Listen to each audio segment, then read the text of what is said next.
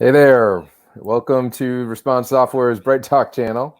We're excited to have the topic today, being around XDR and how it's going to impact the SOC. And we have some really great guests here from IIS. So let me do some introductions. With us is Marilyn Littell. She is Vice President of Software Solutions. And we also have Mr. Jeff Smith. He's the VP of Technology and Consulting. So, hey, welcome, guys. Yeah, thank you. Hi. Thank you for having us. Thank you, Dan. Good morning, everyone. Yeah. Maybe give us a little bit more information on IIS. Yeah, very briefly, International Integrated Solutions is our name. Our friends and customers and vendors call us IIS for short, so that's what we're commonly known as. We're celebrating our 30th anniversary in business this year, so we've got quite a long successful track record. What we do is we provide solutions that solve, the problems of our customers around IT, predominantly, but not limited to, Fortune 100 customers. So we primarily service that Fortune 1000 marketplace. We're a full service provider of hardware and software solutions, providing things such as design, integration, managed services, procurement services. And then we hold, the highest level of certification and engineering staff for our vendor partners. We consider ourselves an engineering company, primarily. Some of the solution domains that we provide services and solutions around include hybrid cloud, things such as workload placement, Kubernetes services, big data and analytics solutions, mobility solutions, including things like VDI, software development services, testing services around software development, and of course, security solutions. And we're delighted to be sharing this virtual stage with you, our newest security partner, Response Software. Excellent. Thank you, Jeff. And just to add to that, again, my name is Marilyn Littell. I'm the Vice President of Software Solutions for IIS. And, I was one of the decision makers in selecting Response Software to be a partner. So we're very thrilled to be here today and talking about this. And in choosing Response Software, one of the motivators for us was looking across the domains and operations and determining where is their innovation, where is their disruption, where is their great improvement areas. And one of the areas in general that we're looking at for software solutions is around artificial intelligence and machine learning. We came across Response Software, from familiarity with the founder, Mike Armistead, from our Fortify days and our HPE software when he was the general manager. And in general, Response Software, the artificial intelligence opportunity is indisputable. What it can do for the SOC and what it can do for the security analysts and addressing the big data problem that today's solutions and SIMs and SOARs just can't do on their own. So we're looking forward to having this conversation today and hoping it would be interactive with the customers so that they can really learn about the benefits of Response Software and what XDR is and how it improves the SOC and the roles and responsibilities of the CISO, security engineers, and security analysts.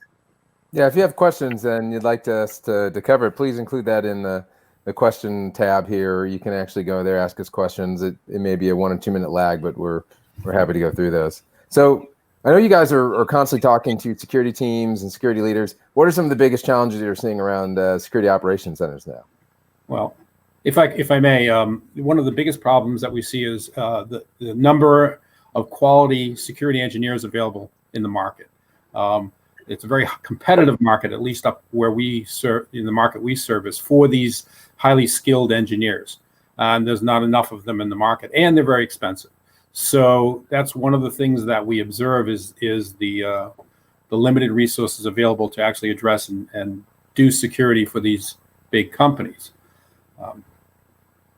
No, I agree. I think you're seeing the whole space is struggling with integrating data, trying to build out rules and content, and then actually deliver, the correlation and the results that the companies expect. And part of that is not having great security engineering talent, or you're maybe spending a ton of money on it and you're trying to find a way that can optimize it.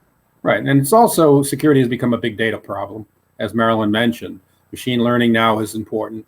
And the whole big data machine learning space is also has limited resources available, and there's not a lot of talent out there, or enough talent out there, to address those needs as well. So. Yep. So I think Jeff put it, accurately as far as the gap between the amount of people available to address the big data security issue and to have it be 24/7, right? So, different customers that we interact with, they get tens of millions of events and alerts a week, and some of them in the, over half a billion or 500 million or 700 million events a week, and for there's not enough people to be able to have the time to go through those alerts. So the traditional way today with the SOC and having rules and being able to reduce that down to make it so that it's palatable for the people, they're really excluding about 99% of the data, so making it manageable. So the gap in the amount of people that are available to address, and then alert fatigue for the security analysts that do have that frontline job.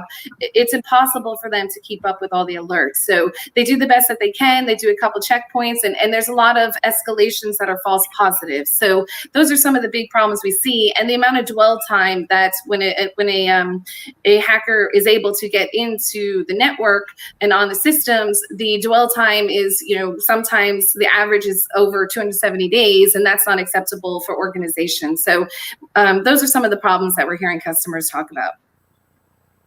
Yeah, So Dan, just to kind of jump into, can you explain to the team and the customers on the phone today, what is XDR and why is it necessary, and how is it improving and impacting the SOC? Yeah, I think the things you just brought up are kind of the reasons why XDR has become such a hot category.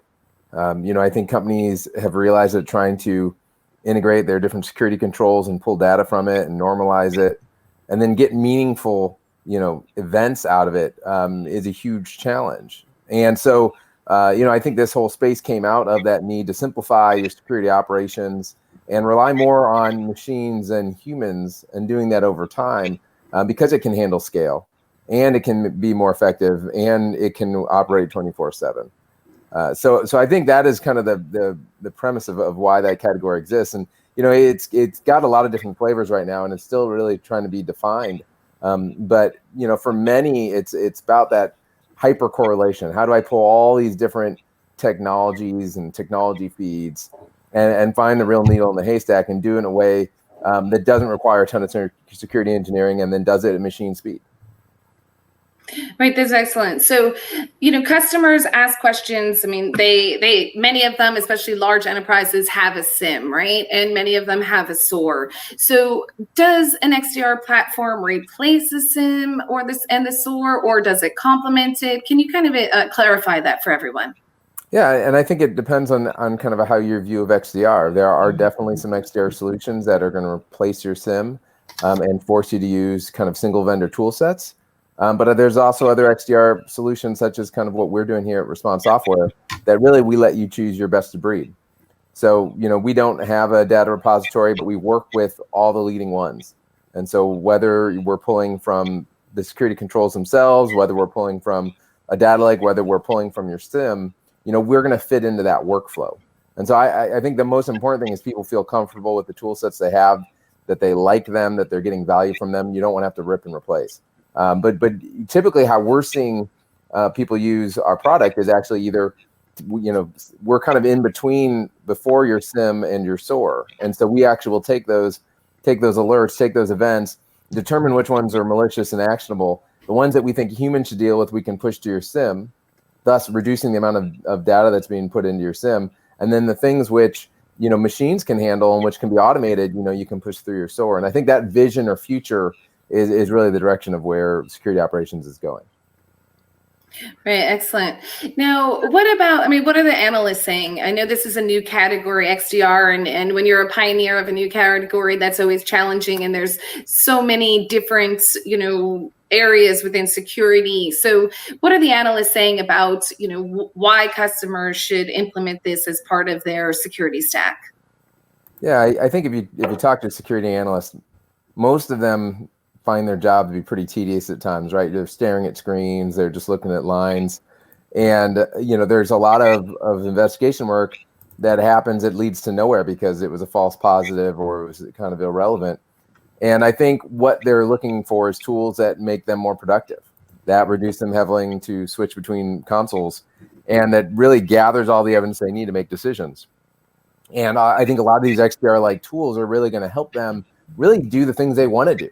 Like, they don't want to be sitting there doing the drudgery work. They don't want to be doing console monitoring. They really want to be investigating and doing threat hunting and freeing up their time for higher value items. And so I think these tools are going to help them reduce a lot of that stress, a lot of that workload that just comes from the day-to-day monitoring piece, because instead what they'll be working on are real meaningful incidents that do need their work. So can you give us something measurable as far as if people, security analysts, were doing this today they do it manually, as far as they leverage the analytics either from the SIM or from the different telemetries and analyze it themselves and then escalate as needed to security engineers. So as far as doing it manually, which is the way people do it today, versus leveraging an XDR, what kind of statistics or measurable impact should people see in the reduction of escalating false positives, as an example? Yeah, well, if you look at just even us for the first half of the year, we went through almost 1 trillion events or alerts processed from our customer base. And of those that were actually escalated, that were really real and needed additional human investigation, that was only about 7,500. So you're talking about a massive amount of data and alerts that are coming at them that are completely irrelevant, that are going to waste their time or hide the signal, in the noise. And so, again, we're using probabilistic math. We're using, kind of different ways of thinking about it in terms of machine learning and expert systems to really help them find the stuff that matters most. Sorry, go ahead.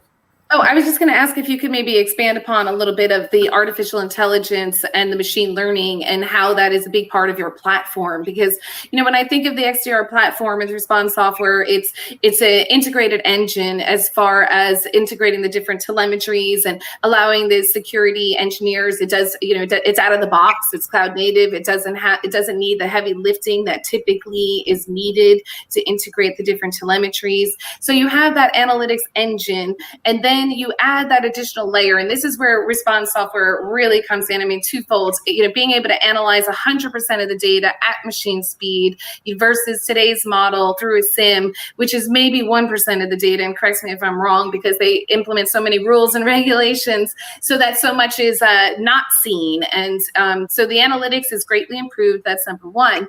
But the true next level abilities comes in with artificial intelligence, machine learning, and this is the first time that I've seen it in the marketplace is with response software, to have that expert decision-making ability and taking the expertise of veterans in the industry and putting it into artificial intelligence and integrative reasoning, and then adding that layer of machine learning so that it can see and remember and see things that are new and learn from, as you mentioned, all the different customers that are kind of combined, and it's able to take that data, and then it takes automation to the next step as well.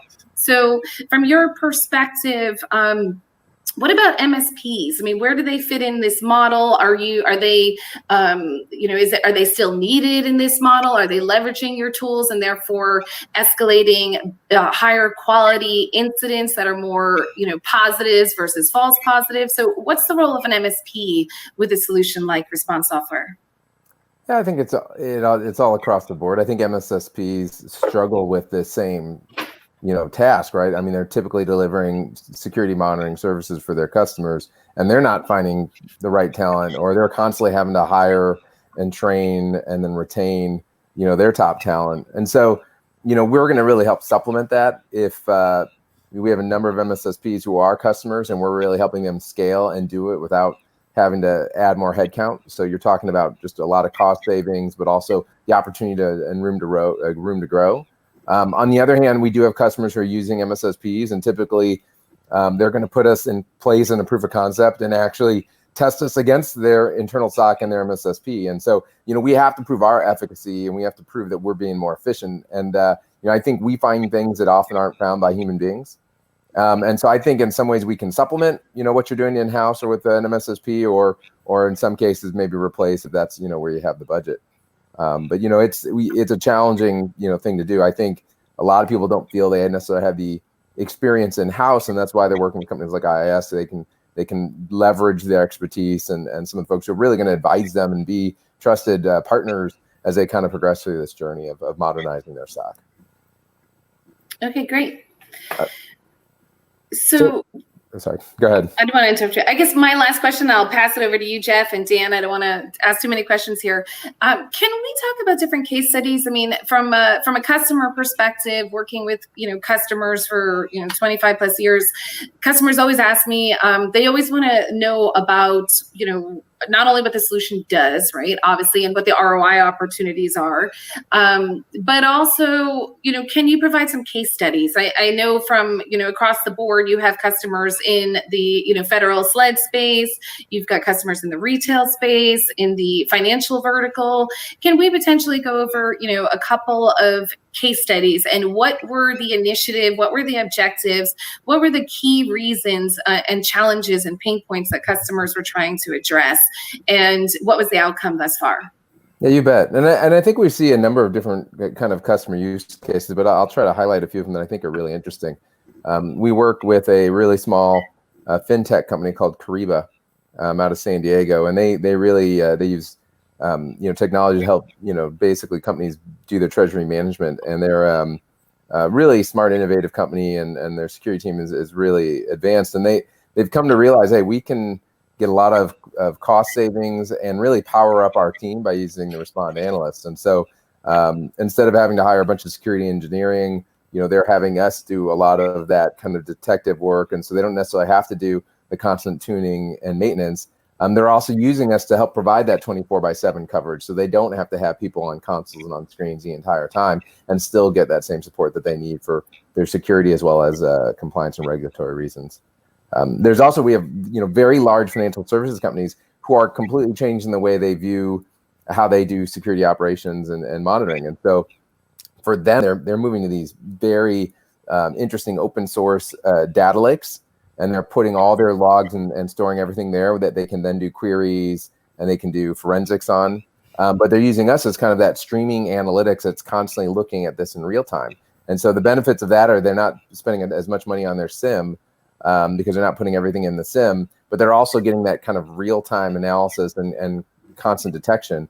And they're finding that, one, we're beating what their MSSP was doing, but two, just giving them even finding more things than they could find before, including finding things in like pen tests and whatnot. Third use case is there's a large energy company in the US here who also had a lot of operational technologies that they wanted to monitor and secure. So besides your typical SOC for IT and security controls, they also wanted to monitor their operational technologies, and they were using Forescout product, which generated a number of alerts, but it was hard for them to have human beings on eyeballs who could look at that the entire time. And so, we're helping go through that data as well as your traditional firewall, IDS, IPS, endpoint, EDR, your typical kind of security tool sets. We're also going through that data as well. So I think there's a lot of interesting use cases. Again, it's about how do I handle volume and scale? How do I get be more effective? And how do I reduce the dwell time like you spoke about, and do it all while, again, not a ton of engineering work, getting up in hours, getting quick time to value. Mm-hmm.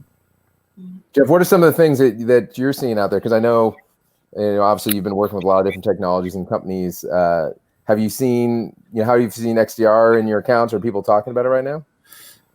It's a new category, and I'm getting a lot of questions about what it is because, there's many vendors out there that are now using that term in their marketing material. And I think our customers are somewhat confused as to what it really is because each of your competitors or a security company maybe complementary to you is using the term. So I think that it's helping us understand your definition of XDR and how you might differentiate yourself from your competition that also use those terms is an important point to cover. Well, I think the first people who were kind of calling out XDR were really single vendor tool sets. So they were companies that maybe have a number of security controls. They created a data repository, did some basic analytics on top of it, and then we're giving you some very kind of rudimentary response capabilities.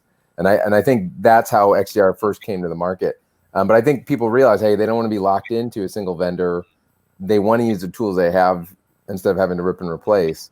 And so I think that's where, companies like us have come in, who are much more open architectures, integrate with a lot of other tool sets and a lot of different vendors, and really get you a chance to choose your SIM and your data repository as well. Yeah, I think that's important because, we go into some of these large enterprises and they have SIMs, they have SOAR environments, and, their first, retort is, well, I've got millions of dollars invested in this SIM. I can't rip and replace it. So how are you complementary to what these customers already have in place, and not threatening to them in regard to having to spend millions of dollars to rip and replace? Yeah, and I think because a lot of XDRs only include single vendor tool sets, they're not comprehensive. So you still need to have a SIM to look at other data flows, and that's kind of another area that'll be really interesting to see how that changes over time. Mm-hmm. In the marketplace, who are, or who do you consider your competitors? I mean, again, you talked about a lot of the places or vendors that you integrate with and complement. Are there any vendors out there that portray themselves as competitors, but that really aren't in your mind? Well, I think our company kind of came out of the SIM space. So we have people who, our founders have built these products and managed these businesses. We have people who built and ran SOCs.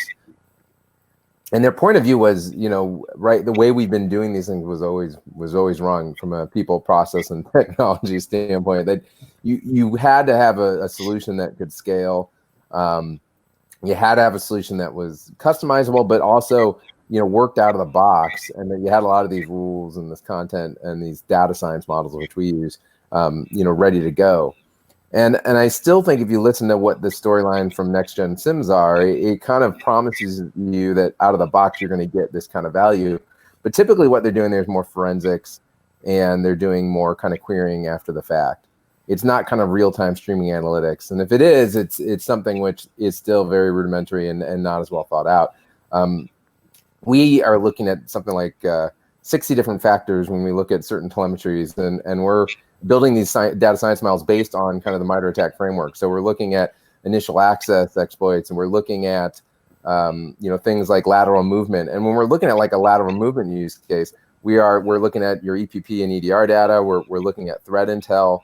We're looking at Microsoft Active Directory. We're trying to understand, by putting all these different data sources together, can we see something that's not a sysadmin's normal behavior, but a malicious actor?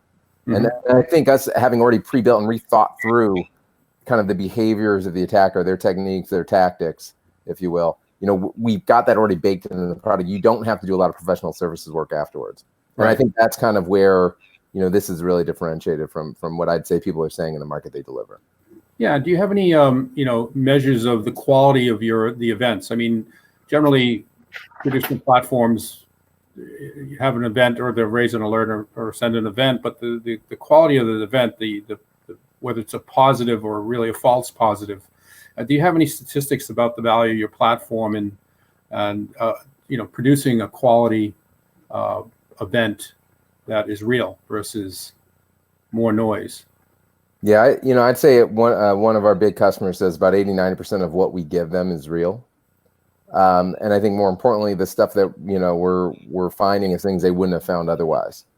And so, I think those are pretty good stats. I think it's hard to, you always would rather bubble up things, more than have a false negative that you missed. But I think, that's the kind of the constant stress and things that we all, every security team deals with. I think we when we go in thinking about how we're going to help our customers, really, it's about extending the reach and the capabilities of their current SOC team. We want them not to tune things down. We want them to tune things all the way up. We want them to go to volume 11, like Spinal Tap. Mm-hmm. And we want to try to capture and give as much coverage as possible. And so that's kind of how our point of view on terms of, what we're trying to do. And again, our baseline is always going to be what they're doing. And typically, if we're doing a proof of concept, they have something to vet that against. So Dan, with that in mind, if customers are, are interested in evaluating the software, what is the process for that? So we can just give people, a point of view on next steps, such as obviously a demonstration, but also potentially evaluating the software if they have requirements and are interested in moving forward. Yeah, I mean, obviously, first thing, reach out to our friends here at IIS. I'm sure we'll be reaching out to you more proactively if you've signed up for this webinar. But you can reach out to folks here on this call. We'll put you in the right direction. You can also go to our website to learn more. There are demo videos. You can sign up for a live demo, and you can request a personal demo if you'd like. I mean, there's a lot of different options to get started. Typically, people want to understand an overview of the company, understand about the technology, how it works. We can get into some of the models in some form. But more importantly, we want to tell you about our customers and how they're experiencing it. All right, excellent. So I don't know if Jeff or Dan, you have any closing comments, or if we should, see if there's any questions, however you'd like to proceed. Yeah, please feel free to, if anyone has some questions out there, if you'll drop a question in, we'll fill for the next minute or two as you do that. Yeah. Do you have anything else you'd like to add? I think, from my perspective, I think we covered, everything I was looking to cover. I know that, customers in general are always looking to see, does this just a solution, if I bring this in-house, will I be able to reduce the solution somewhere else? That's, common question people ask, or, people ask questions on cost justification. So is there any additional data that, from a metrics perspective that you may have that you could provide to the people on the call today on how they can justify from a spend, ROI, return on investment, justify, bringing this solution in-house? Yeah, I think we've seen, if people are looking to go in-house, we can definitely come in at a much lower cost than you might have for an MSSP, but still give you, decent coverage. I think we're seeing people be able to put off some of the hiring that they might have to do across analysts and engineering headcount because frankly, they can now repurpose a lot of the analysts they have now to be doing higher end analyst tasks or moving on to other projects. And then I think we're also seeing us, if you're spending a ton of money on, your SIM, and in fact, you're throwing every single log in there, we can reduce some of that pressure of reducing some of the storage that you're pushing into your SIM because you're only sending in the stuff that's real and meaningful. You can still store your logs and keep your storage, and we're seeing a lot of customers do that. Mm-hmm. We do have one question here. What's the ROI justification for XDR if you're already using a SOAR? And I think one of the things that we see is, SOARs are much more effective if you're giving them a real good stream of events that are meaningful, that need some automation. I think people are struggling sometimes building out the playbooks and building out this specific use case, and they're mainly using it for downstream case management. And we've built integrations with Phantom, with the Palo Alto XDR, and with ServiceNow. And we actually will feed you the real incidents. We'll actually scope the full incident. So a number of events or alerts that may be related to that case will be filed under that single new case. But then also we give you all the data and all the information and all the evidence that corroborates that that's something that should be investigated. And in most cases, if you close out inside your case management, you may never actually be inside the Respond Analyst GUI. We'll also get feedback from you as to, hey, this, some instance, hey, this was a false positive or other details. And that actually makes our model better. So the feedback we get from people is crucial. And we actually get that from the SOAR as well. The integrations are very clean. You don't have to open up a case. It automatically will happen inside there. And then you can close it out, and it's closed everywhere. Mm-hmm. So you reduce a lot of your manual work that you might have to do with the SOAR, get more value in terms of being able to do things without having to build playbooks for it, that sort of thing. So thank you for that question. I know we're about 1 minute in. So, hey, thank you guys for coming on board the Bright Talk channel. I know it's always great talking to you guys. And I know our customers, if they're in the Northeast and they need a really great partner, they should be reaching out to you, Jeff and Marilyn. Yeah, thank you. And we're really excited about the opportunities with Respond Software. Yes, thank you very much. And we appreciate everyone's time today. And I will follow up and see who would like to move forward with the demonstration and potentially evaluation. And we look forward to speaking to you. Thanks so much for your time today. Great. Thank you. Bye-bye now. Bye, guys.